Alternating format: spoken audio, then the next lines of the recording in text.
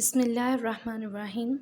आज हम class first year के फ़िज़िक्स के चैप्टर 5 का नेक्स्ट टॉपिक पढ़ेंगे, जो कि है relationship between angular and linear velocities.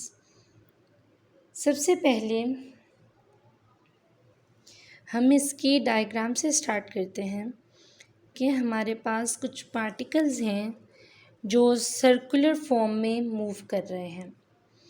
अगर वो सर्कुलर फॉर्म में मूव कर रहे हों तो हमने क्या पढ़ा था कि एक तो हमारे पास एंगुलर वेलोसिटी होती है जिसे हम ओमेगा से शो करते हैं। कुछ ना कुछ उस बॉडी का हमारे पास रेडियस होगा सर्कल का, जो कि आर से हम डिनोट करेंगे। और लीनियर वेलोसिटी हमारे पास किस तरह से डिनोट हो रही होती है कि जिस तरफ को सर्कल में पार्टिकल्स मूव कर रहे हैं। अब अगर इसमें ए टू बी पार्टिकल्स मूव कर रहे हों, इस डायरेक्शन में पार्टिकल्स की मूवमेंट है, तो हमारे पास एंगुलर वेलोसिटी की डायरेक्शन क्या होगी। इसके लिए आप एंगुलर वेलोसिटी का जो लेक्चर था वो कंप्लीट देखें, उसमें इस चीज़ को राइट हैंड रूल से सारा डिफ़ाइन किया गया है। तो जब हमारे पास particle A to B move कर रहे हैं तो हमारे पास कोई ना कोई एंगल बन रहा होता है जिसको हम थीटा से डोनेट करेंगे।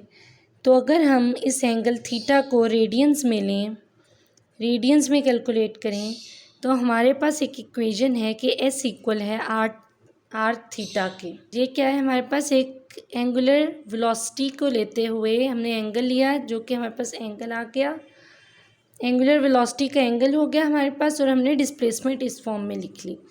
अब अगर हम कंसीडर करें कि पार्टिकल्स लीनियर वेलोसिटी से मूव कर रहे हैं, तो हमारे पास टाइम होगा कोई ना कोई, जिसे हम टी से डिनोट कर देंगे। डिस्प्लेसमेंट को ऑफ कोर्स हम एस से डिनोट करेंगे, और इसी तरह वेलोसिटी को अब हम वी से डिनोट करेंगे। तो ये हमारे पास S is equal to V T, displacement is equal to velocity into time. ये लीनियर वेलोसिटी की इक्वेशन भी आ गई हमारे पास और एंगुलर वेलोसिटी की भी आ गई। इन दोनों इक्वेशंस को अगर हम कंपेयर कर दें तो हमारे पास इक्वेशन बनेगी R theta is equal to V T.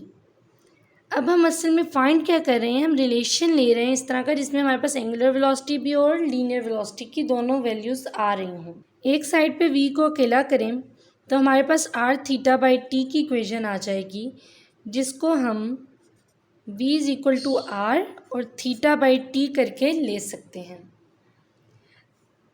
Theta by T हमारे पास इक्वल होता है ओमेगा के, तो फिर इस हिसाब से v इक्वल हो गया आर ओमेगा। ओमेगा क्या है हमारे पास, एंगुलर वेलोसिटी, v क्या है, लीनियर वेलोसिटी, और दरम्यान में इसके ये r इज़ रेडियस। सो अब अगर हम इसको वेक्टर फॉर्म में लिखना चाहें, बेसिकली ये इक्वेशन आ गई है हमारी। अब अगर हम इसे वेक्टर फॉर्म में लिखना चाहें तो हम इसको vector v is equal to omega cross r। हर चीज़ की डायरेक्शन विजिबल हो गई हमारे पास और हमने उनका क्रॉस प्रोडक्ट ले लिया, उसको वेक्टर फॉर्म में लिख लिया। अब अगर हम इसको मैग्नीट्यूड फॉर्म में लिखना चाहें तो वो हमारे पास किस तरह इक्वेशन बनेगी कि v इक्वल है हमारे पास r ओमेगा साइन थीटा, हमारे पास उसमें एंगल भी आ जाएगा। अब जबकि ये मूव कर रहा है हमारे पास सर्कुलर मोशन में, तो सर्कुलर मोशन में हमारे पास r जो है वो परपेंडिकुलर है v के, ये v है हमारा, v के परपेंडिकुलर है r, एंगल क्या हो गया हमारा 90 डिग्री। तो इस हिसाब से v is equal to r omega sine theta. Theta मैंने आपको बताया ये रेडियस और v उसके परपेंडिकुलर मूव कर रहा है, तो v is equal to, it means theta equal to 90 degree, r omega angular velocity sine 90 degree. Sine 90 हमारे पास इक्वल होता है 1 के, आर ओमेगा वैल्यू आ गई हमारे पास 1, तो v is equal to r omega. हमने उसको मैग्नीट्यूड फॉर्म में भी ले लिया, उसका एंगल भी ले लिया, और हमारे पास अब फाइनल इक्वेशन क्या बन गई कि वेलोसिटी, लीनियर वेलोसिटी इक्वल होती है रेडियस इनटू एंगुलर वेलोसिटी के। अब इसी तरह इसका नेक्स्ट टॉपिक क्या है हमारे पास कि relation between angular acceleration and linear acceleration. बिल्कुल इसी तरह जैसे हमने वेलोसिटी का फाइंड आउट किया, अब इसी तरह हम एक्सेलरेशन का भी ले लेंगे। अब बाय डेफिनेशन लीनियर एक्सेलरेशन हमारे पास क्या होती है, final velocity minus initial velocity divided by time. V I हमारे पास क्या है, आपको पता है initial velocity, V F final velocity, T time, A denote कर रहा है एक्सेलरेशन को। तो अब हम इसे लिखेंगे, अगर इसको चेंज कर दें हम एक एक वैल्यू को अलग अलग एंगुलर फॉर्म में, तो फाइनल वेलोसिटी हमारे पास इक्वल आ जाएगी, जो ये हमने इक्वेशन निकाली, linear velocity equal to r into angular velocity, linear velocity is equal to r into angular velocity, final linear velocity तो फाइनल एंगुलर वेलोसिटी। ठीक है, इसको हम लिखेंगे। अब अगर हम इसे वेक्टर फॉर्म में लिखना चाहें, क्योंकि इधर तो अभी हमने एंगल को कैलकुलेट नहीं किया, क्रॉस आर, ये सारे हैं हमारे पास वेक्टर्स। इसी तरह इनिशियल वेलोसिटी को भी लिख लेंगे कि angular initial velocity cross product में विद रेडियस, ये फाइनल की इक्वेशन, ये इनिशियल की इक्वेशन। अब हम इन इक्वेशंस को कंबाइन करेंगे तो हमारे पास टोटल एक्सेलरेशन आ सकता है, एंगुलर एक्सेलरेशन हम अगर कहें तो। फाइनल की जगह उसकी वैल्यू पुट कर दें, क्रॉस आर, फाइनल वेलोसिटी हो गई minus initial velocity cross r.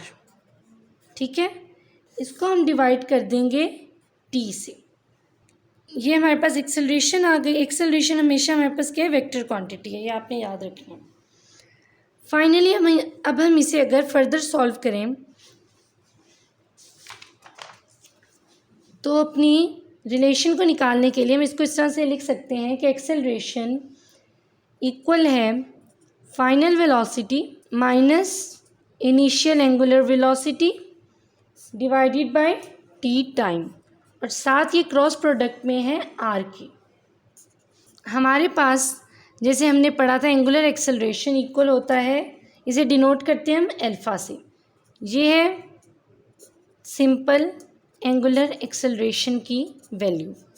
ठीक है, इस वैल्यू को अगर हम इधर पुट कर दें तो हमारे पास लीनियर एक्सेलरेशन का रिलेशनशिप आ जाएगा एंगुलर एक्सेलरेशन के साथ।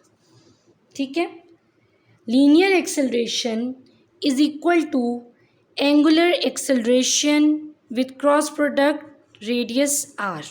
अगर इसे भी हम मैग्नीट्यूड की फॉर्म में लें, जैसे हमने एंगल के साथ पहले लिया, तो हम इसे लिख सकते हैं कि एक्सेलरेशन इक्वल है एंगुलर एक्सेलरेशन रेडियस और साथ एंगल साइन थीटा और कोई ना कोई डायरेक्शन एन। अब हमारे पास सर्कुलर मोशन हो तो वही बात है कि रेडियस आर के दरमियान और जो एक्सिस है उसके दरमियान 90 डिग्री एंगल ही आ रहा होगा।